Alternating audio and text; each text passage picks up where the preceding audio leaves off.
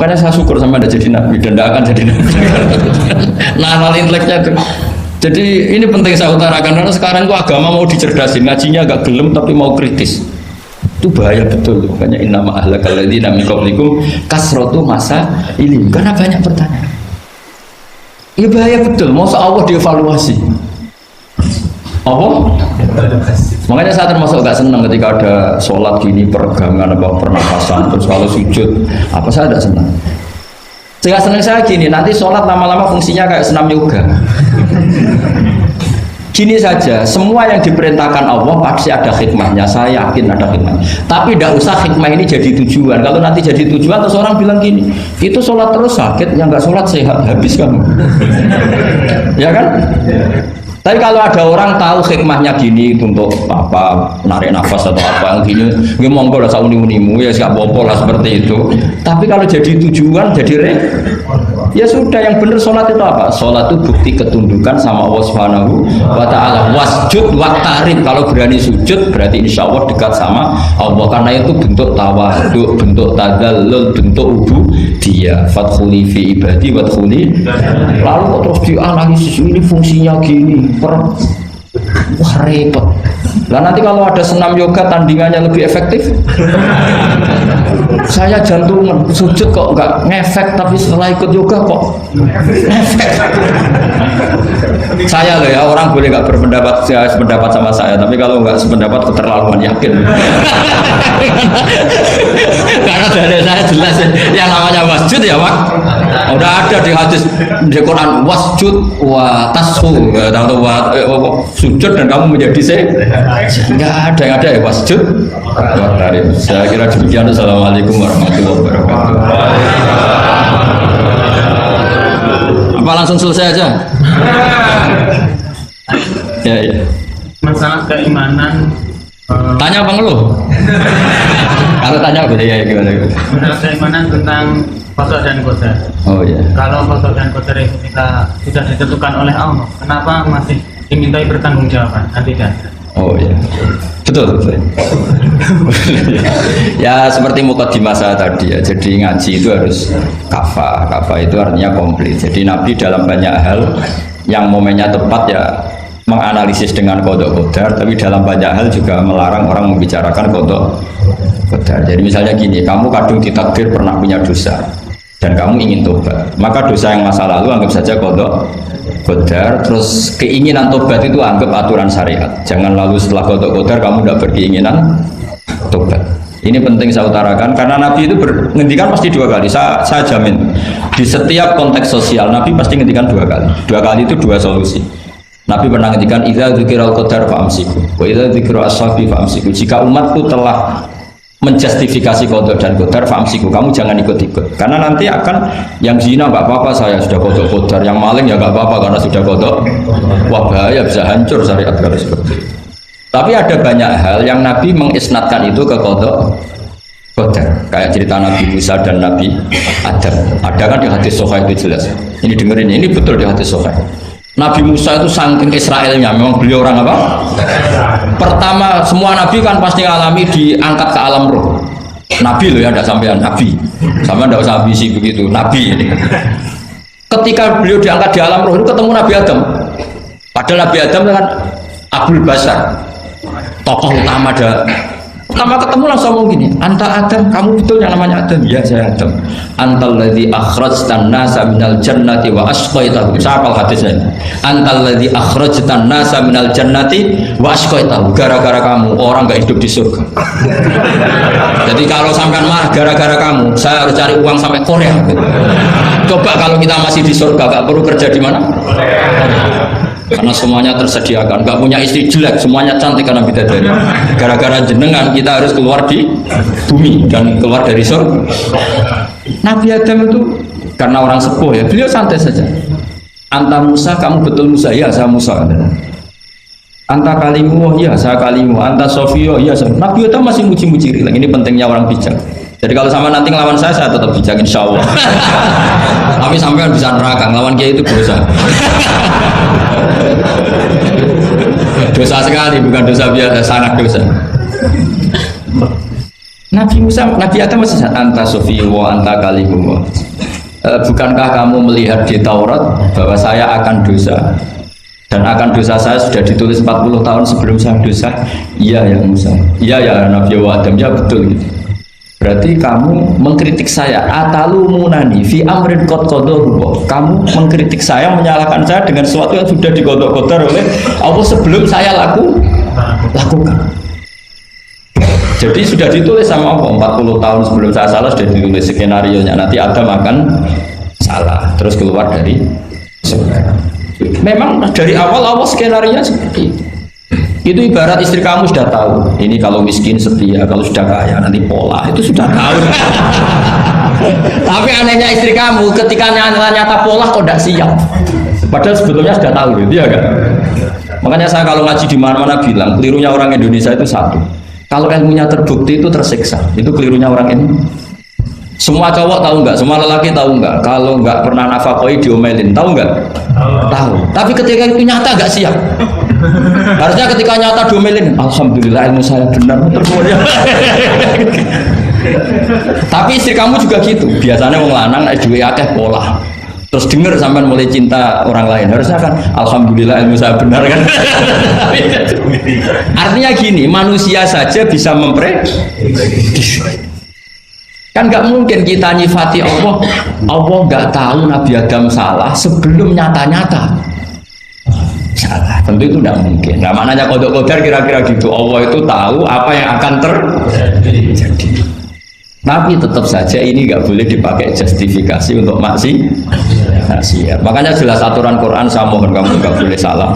Ini nanti saya baca, saya hafal tapi ini biar tamu ayatnya.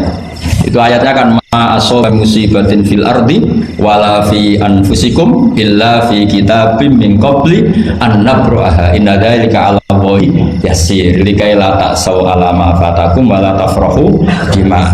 Jadi apa yang mengenai kamu di bumi maupun ada pada diri kamu, anggap saja itu, yakini saja sebagai kodok qadar, supaya kamu tidak putus asa apa yang sudah terlewatkan dan tidak bangga dengan apa yang kamu udah.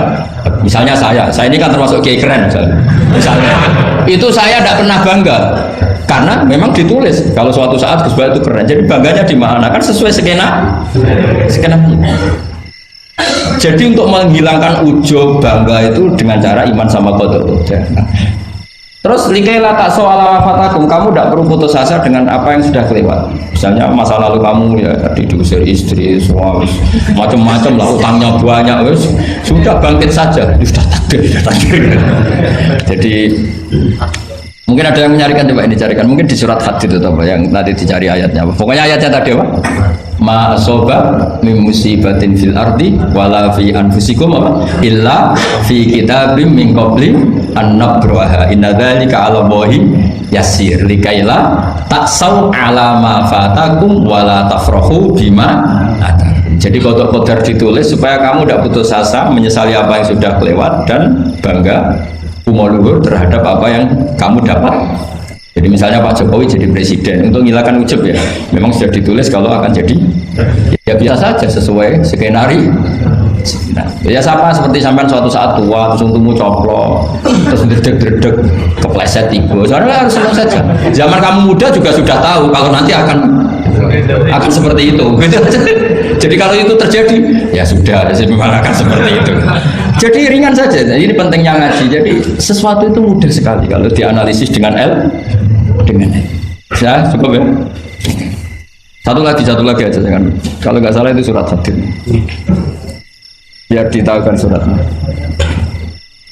Diumumkan siapa? Surat apa? Hadid 22. Hadid 22 ya.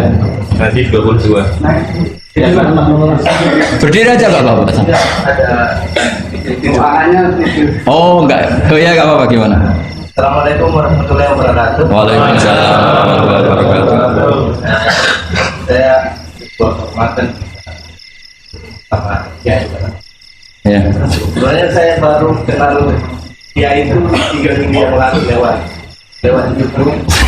Ya. Ada yang kirim di FB saya, walaupun dengan komentar yang agak miris lah. Iya. Kalau nggak salah waktu itu Pak Kiai membahas masalah perang Handar. Iya. yang mengatakan bahwa Nabi itu waktu itu satu saja tidak tahu apa-apa, tapi ada Salman yang menyampaikan ini komentarnya. Netizen hanya tapi pertanyaan saya itu bukan itu Pak. Iya gimana? Pertanyaan saya itu saya tertarik kenapa cara bahasa musafafnya itu ada rapat di. Iya.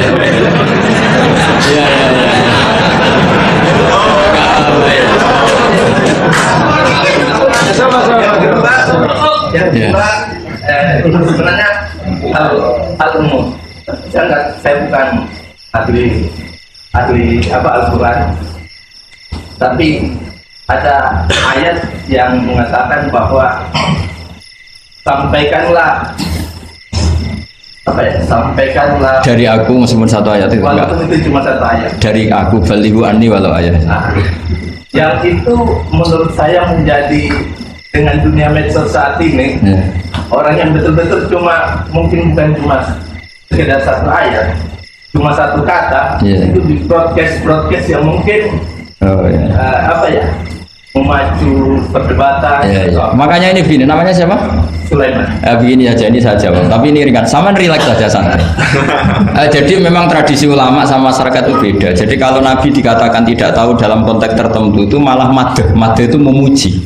Karena tadi syaratnya Nabi harus ummi. Ummi itu kan keibu-ibuan. Jadi kalau Nabi tahu itu nanti seakan-akan dia itu dikawal oleh ilmunya, padahal Nabi itu dikawal oleh nubuah. Ini bedanya Nabi sama Anda. Jadi Nabi di Quran itu biasa ada kata makun tatadri mal kitabu walal iman. Terjemahnya kan kamu tidak tahu.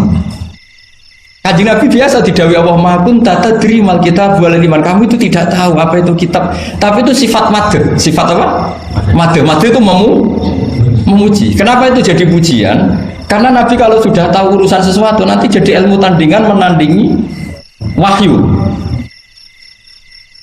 Lah mungkin netizen nyuwun sewu bukannya ngeritik, bukannya apa, mungkin nggak paham tradisi ulama itu. Jadi kalau ulama bilang Nabi itu tidak tahu itu bukan sifat dzam tapi sifat madh, memuji. Di Quran banyak kalimat makun tatadri mal kitabu walal iman.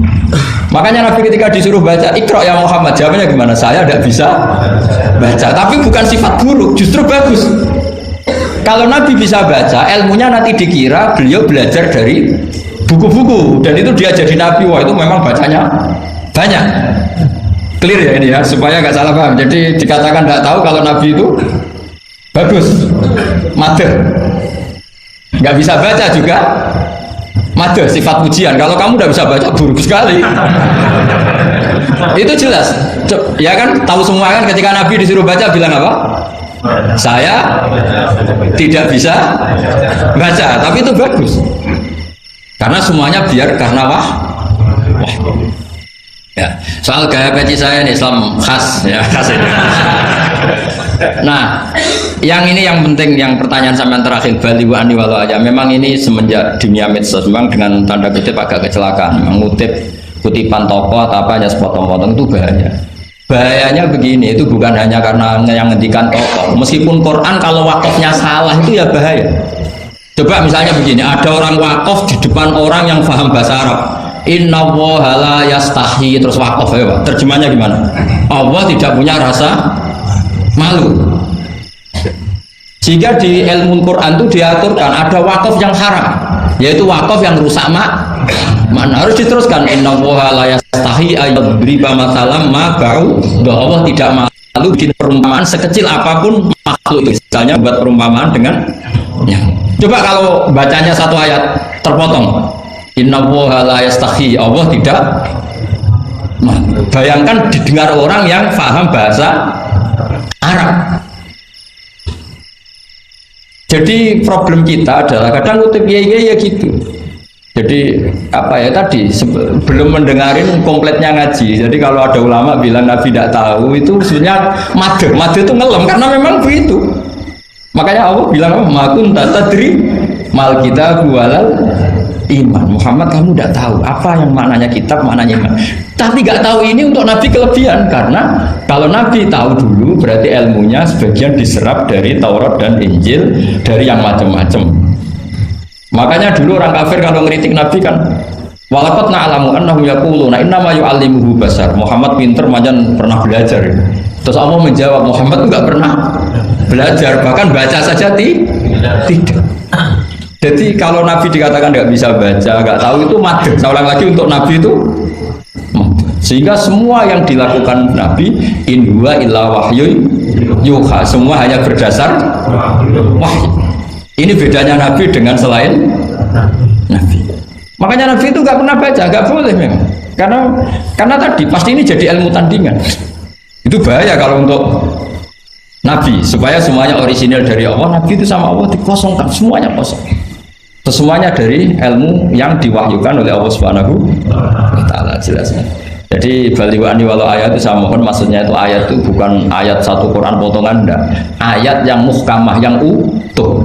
Tapi kalau satu potongan ya enggak boleh. Tadi misalnya dipotong apa, inna woha layak tadi kan kayak.